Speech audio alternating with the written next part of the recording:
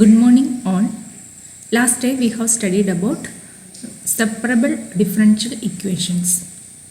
That's a first order differential equation, and we can separate this dy by d. We can write dy by dx in the form m of x by n of y, and we can rewrite the terms like n of y dy is equal to m of x dx.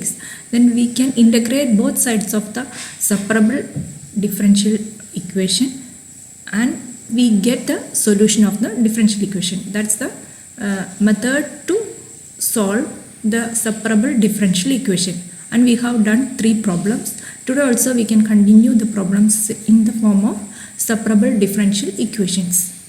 The next problem is dy by dx is equal to y cos x by 1 plus 2y square. Given the initial condition is y of 0 is equal to 1.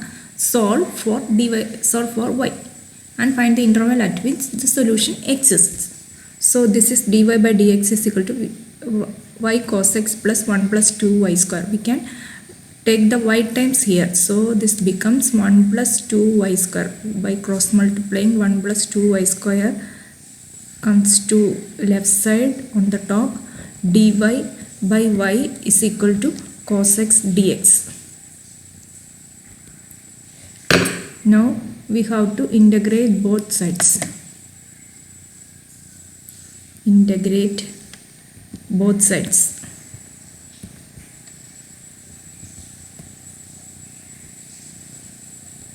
We get 1 plus 2y square. 1 by y we can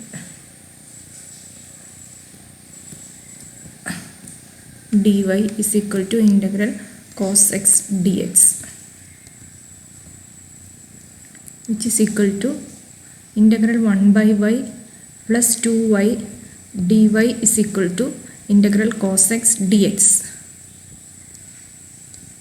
So ln mod y plus 2 into y square by 2, which is equal to y square is equal to sin x plus c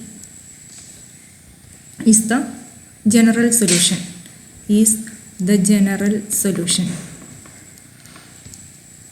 Now we have to find the particular solution given y of 0 is equal to 1. That is, when x equal to 0, y is equal to 1. ln mod 1 plus 1 square is equal to sin 0 plus c, which implies ln mod 1 is 0, 1 square is equal to 1, sin 0 is 0, implies sin c is equal to 1. That is, ln mod y plus y square is equal to sin x plus 1. We can put the equation in equation number 1. The left side of 1 becomes infinite if y equal to 0, but the right side is bounded for all values of x. We have modulus of ln mod y is there, so when y equal to 0, ln becomes log 0 becomes infinity, so left side becomes infinity and the right side is sine value. Sine value is will be sine real values will be lies between -1 and 1. It will be every time it will be bounded for all values of x. Hence no point on the x-axis is a point of the integral curve 1. Hence entire curve is either above or below the x-axis. Therefore y greater than 0 always. Therefore absolute value bars in 1 can be dropped. Hence solution of the given initial value problem is y square plus ln y is equal to sin x plus 1. Obviously the interval of the above solution is the entire real line. Next problem is solve dy by dx equal to 1 plus 3x square by 3y square minus 6y, y of 0 equal to 1. Given the initial condition, determine the interval of the solution exists. So we can separate the variables by cross multiplication. So 3y square minus 6y into dy is equal to 1 plus 3x square dx. Integrate both sides.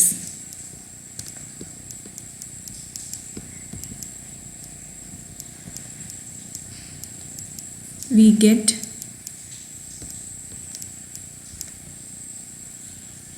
3y square. 3 into integral of y square is y cube by 3. So y cube minus 6 into y square by 2 is 3y square is equal to integral of 1 is x plus 3x square is x cube, 3 into x cube by 3, which is equal to x cube plus c. Now given the initial condition, y of 0 is equal to 1.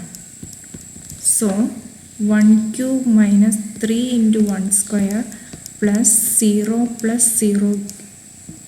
is equal to 0 plus 0 cube plus c. 1 minus 3 minus 2. C is equal to minus 2.